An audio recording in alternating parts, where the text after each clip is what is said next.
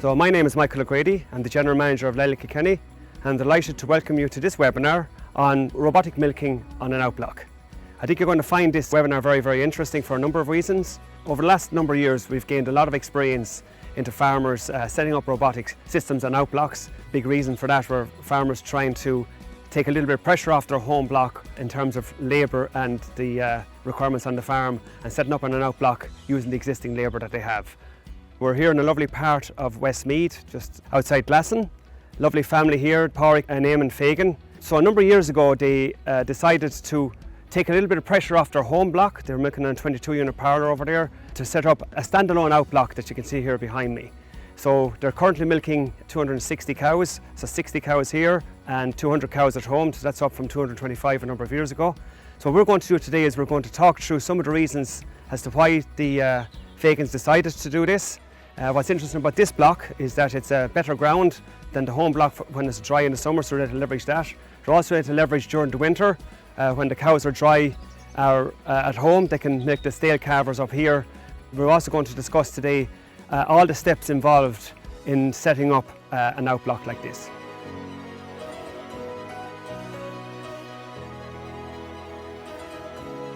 Hello folks, my name is John Breslin. I'm a project coordinator with Lely, and today I'm going to explain how to set up robotic milking on an outblock. So a shed can be built on an outblock under 200 square metres and apply for a planning exemption similar to this shed here.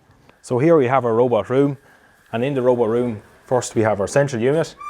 So here we have our water heater, our cleaning detergents for the robot and our vacuum pump. Moving on then, we have our isolator. This is a 7 kVA isolator, 32 amps C rated, and this brings all the power to the central unit, which is then piggybacked to the robot. On the wall we have our other care pump, and this is the pump for our teat dip. Moving on then, we have our box in the wall for filters, our filter sock. This particular room is 3 metres wide by 6 metres long.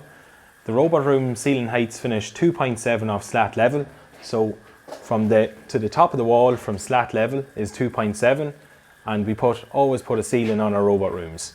So moving into room 2, on farm we always look out for future expansion, and where we can leave out place for a second, third or fourth robot. So as you can see here, the footprints have already been put in for robot number 2, the walls have been shuttered, and the eco channel has been put in the middle of the room as well for any runoff. You can also see here where we have our sump and the mat and grate is in. And moving on outside to our separation area, we have our separation corridor. On this particular outblock we're on today, it's a 3-bay tank. So the tank is running right in front of the robots all the way along. It's coming out to a flow channel then, where the grazeway is located. Generally, a tank would be run the full length and the grazeway would be sitting on the tank. But on this particular farm, the flow channel has just been used. There's a slab of concrete then where the grazeway is sitting, probably 8 metres wide by 9 metres long.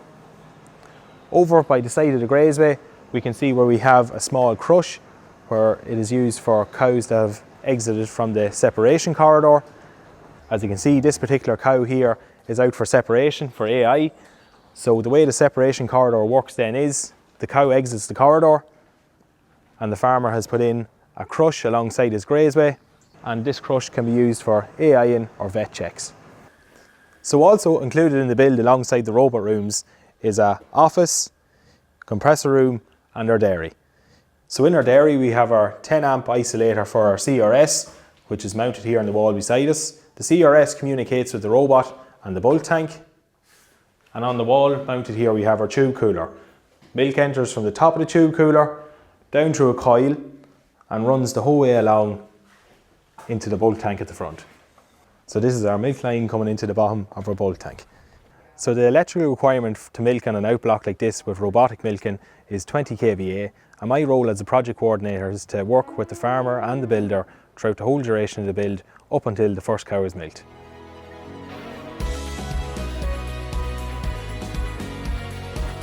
Hello, my name is Sinead Gallagher. I'm working for Lely as a farm management support advisor. I'm here today with Padraig Fagan. He is currently running an outblock with one astronaut, A5, and he is currently running 60 cows on a 50-acre block. What got you into robots, Padraig, and what were you doing before robots? Yeah, so we were milking 225 cows at home, and we were overstocked at that, so it was affecting production. So we looked for somewhere else to maybe set up another unit, and we had extra ground down here we could silage from, so we decided to go with that. What made you kind of look at the Lely robots? And well, there's plenty of them around the area, I suppose. My uncle has 2 of them, so I was a bit familiar with them all right. So before I went with it, I actually worked with a neighbour for 2 years, getting trained up on them and see how they worked. And I was quite happy with them, so I went with them. what would your day-to-day routine be like?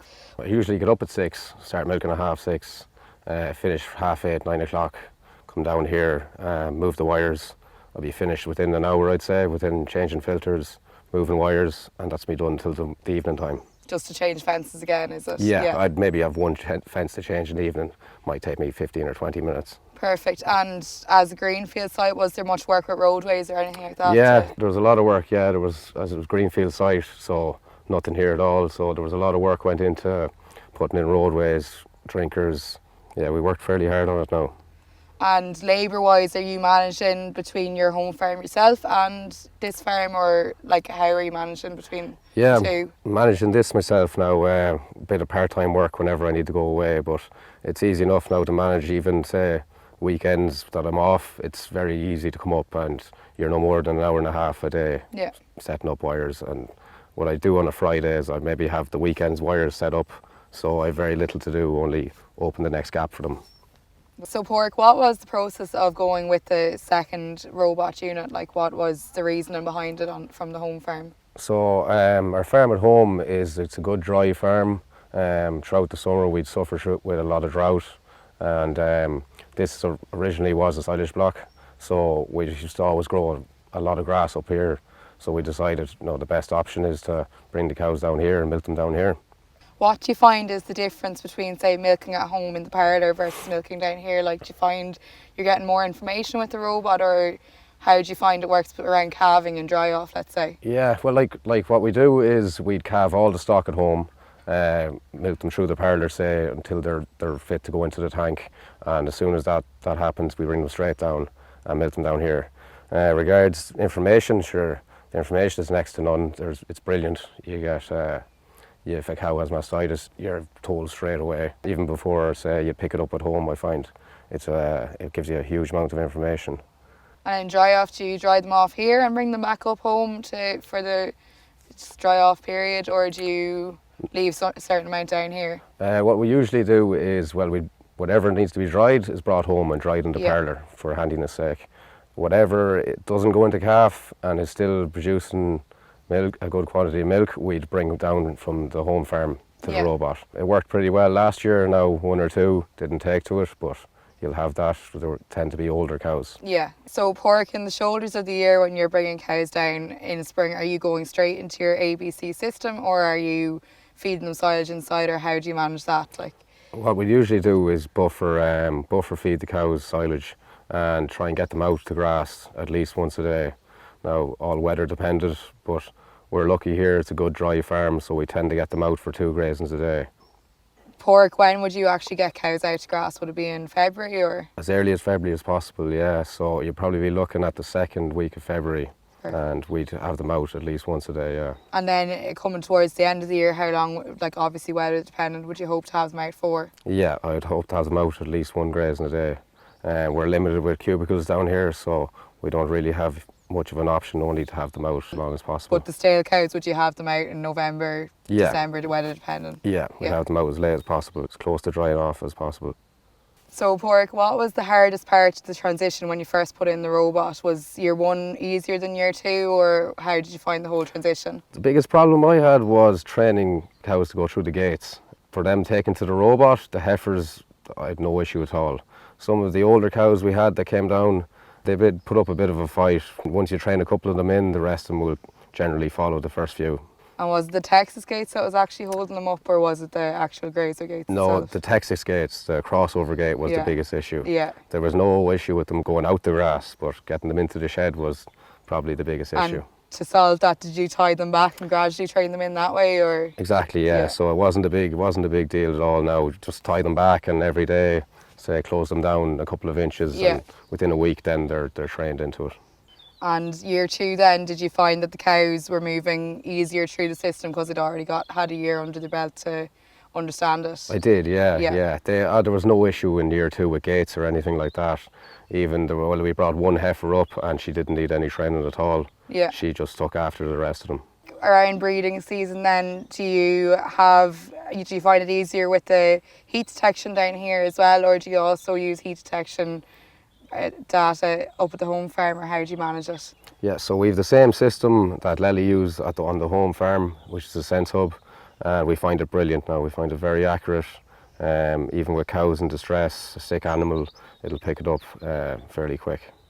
Perfect. And then with AI in, do you just draft the cows out and that's basically you done for the day, or? So what I usually do is I check the app on my phone in the morning before milking and after milking, and if whatever's in heat will be drafted out and be in a separation area for the AI man to serve later on that day.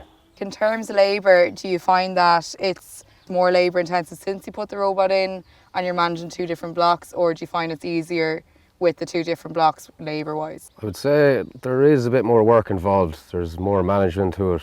Obviously it's a different system to milking through a conventional parlour, but I would spend less time in the parlour, more time outside looking at paddocks, checking paddocks, moving wires. So there's a bit more work involved, all right, but I'd say it's a lot easier work. And work, would you find that looking back on how you started out with the robots, would you do anything differently? The only thing I'd probably do different is the design of the shed. The one flaw I made was we didn't put a tank underneath the grazeway, which results in a bit more scraping. That's probably the only thing I'd really change. Over the winter you have the robot going consistently, so what cows are you actually milking during the winter, and are they coming from the home farm as well as this farm here? Yeah, so what we do, we dry off completely just before Christmas, so we're dry for the month of January. Any empty cows we'll bring up here and we'll put them on the robot, milk them throughout the winter. Now, they don't all take to it. You'll get 1 or 2 that don't, and might have to go to the factory, but it works pretty well for us. So it allows constant supply of milk during the off season, pretty much. Exactly, yeah. Yeah. And beforehand, say when you were running just the home farm, were you drying off completely for the month of December, or how were you managing the stale cows then? Yeah, we always dried off for the month of January just before Christmas. So anything that was empty was dried off and sent to the factory.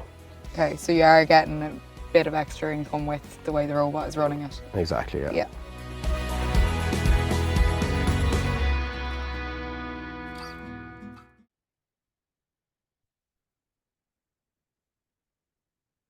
Now, can you all hear me? I do, yeah. Hear you there, Michael? Good. John, thanks very much. Padraig, how are you? Not too bad. Good.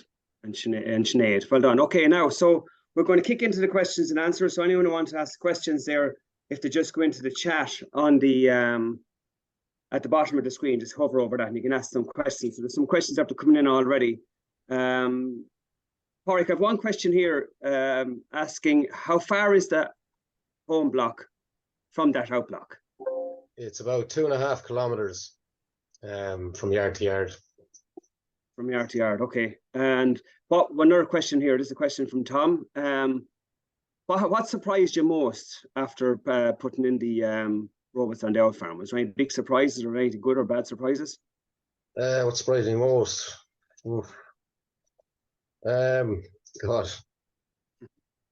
Well, I was surprised how well the cows took to it, I suppose, at the very start, in training heifers and that. Cows took to it very, very well. Good. And I have a question for John here. How often does the project manager visit the site? And that's from a guy called Terry. I suppose from the handovers done from the yard planner there, probably visit between 8 and 10 times throughout the whole duration of the build. So you can't be calling at crucial times, I suppose, maybe when the shed is being stud or the steel or the foundations are being done, when the walls being shuttered, floors are going in, just when duct work is being done, kind of just to make sure everything is in line and everything is kind of done just before, everything is kind of covered up. So. And Padraig, during your build, did you find it a value that having a project manager there? I found it great, yeah. Well, he was on to me every couple of days in doing shed design, roadway designs, paddock designs, all that. So I found him very helpful, all right. Okay. I have another question for you, John. It's from a guy called, actually a lady called Denise. Second now. So she asks, could the build be done in an existing shed on an outblock? Yeah, look, I suppose it could be. Like, it just depends. Look at it. You have to have, let's say, a slatted tank there at first anyway. So let's say the robots be sitting off the slatted tanks. So like a Porex build there would have 3 bays of a slatted tank, and as you can see there, the robot's just sitting off it. So I think Porex shed there is actually 45 foot long by 45 foot wide. So that's kind of what you need there. Like under that whole building there, it's under 200 square meters. You have your robot set up for a single robot. There's actually a room there for another robot to go in as well. You have a small storage area, an office, compressor room, and a dairy as well. So yeah, look, it could be done in an existing shed on a outblock if it was suitable, or look, it can be modified too to make it suitable. The question here from Donald. Do you grass measure on the block, Padraig? I do, yeah. I try to measure at least once every 2 weeks up at the robot farm. And he's also asking the question, do you ever get caught and you have to buffer feed over there? No, I haven't, not yet anyway. I haven't been caught yet. Okay, and 1 second now. So Sinead, we've on here for you. What kind of materials do people use on the roadways? There's a list of like kind of number of different materials that people use. Some people kind of opt for just gravel and like a dusting top on it. Other people will opt for astroturf. It just really depends kind of what terrain people are working with. Usually we find that kind of roadways will only need about 2 meters to be 2 meters wide. So like you don't need to do a massive job with roadways. Like you can keep it quite simple and keep the roads quite narrow. Like the only reason you have them wider than 2 meters is if you're using it for machinery. Okay, and then from the ABC, when it's leaving and it's just leaving the far side of the Greysway. Yeah, so you'd have it a bit wider going into the Greysway, like for say about 5 meters leading up into the Greysway. And just to give the cows enough room to kind of filter through it. Like obviously you'll have 3 different roadways going with the ABC system that we're running. So in the likes of Porrick, when he exits the Greysway, his A and B roadway goes one direction, and his alongside each other, and his C roadway goes off to the left. So Porrick has like kind of most of his roadways are only 2 meters wide, so it's quite suited to the cows. Okay, another question for you here. What happens if the cow doesn't work on the robot, and maybe Porrick can come in after you? So if the cows don't work on the robot, what generally happens? Well, I suppose Porrick's in a unique situation where he probably does have the option to bring them back from the parlour or back to the parlour. From my own experience, majority of the time cows will take to the robot. Like I would say 99% of the time cows will take to the robot. It might take a few extra days or weeks to train in some more stubborn cows, but usually they will take to the robot once they figured it out themselves. And the initial fright they get when they're going in on startup is purely just like because the robot arm is coming in from the side. So, and yourself, Porrick? Yeah, Sinead's completely right. I didn't really have too many issues with cows not taking to it. There was 1 or 2, but I'd say if I tried a bit harder, I would have gotten them onto it. It's just, I suppose, with time and being busy and that, I kind of just brought them straight home. And Liam is asking the question. It's actually a good question. When starting up, how do you decide what cows go from the from your home farm over to the outblock? Well, so when I started up, I had 50 heifers. They all went up. Now we just said there was a couple of extra cows that hadn't gone into that hadn't gone into calf, and we said we'd milk them on and bring them up. So that's how we ended up bringing up those few cows. Okay, and is there a difference in performance between both farms, Padraig, when the cows go over? A guy called James is asking that question. Yeah, I suppose the main difference I've seen is the cell count. The cell count on the robot seems to be a lot lower than the farm at home. Okay, and we've a farmer down south who's working with cows on both systems, and he's getting actually a significant milk solid increase, which is equating to about a cent per litre of a difference in performance. I have from William here a question: how does the cost of production compare between one farm and the other? It's kind of maybe between us all, I suppose, to answer that. Padraig, maybe yourself first, and then I'll add in a bit there.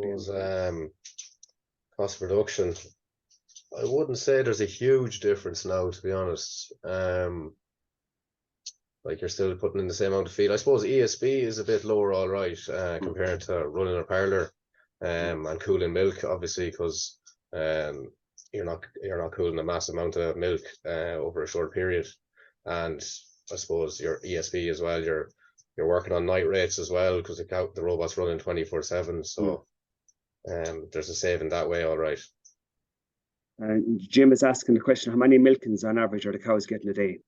Right now, they're average with 50 cows on it. They're about 96 milkings a day, I think, on average. Okay, good. And I have one for you here, John, from a guy called Martin. Does the project manager deal with the builder, electrician, plumber, etc.?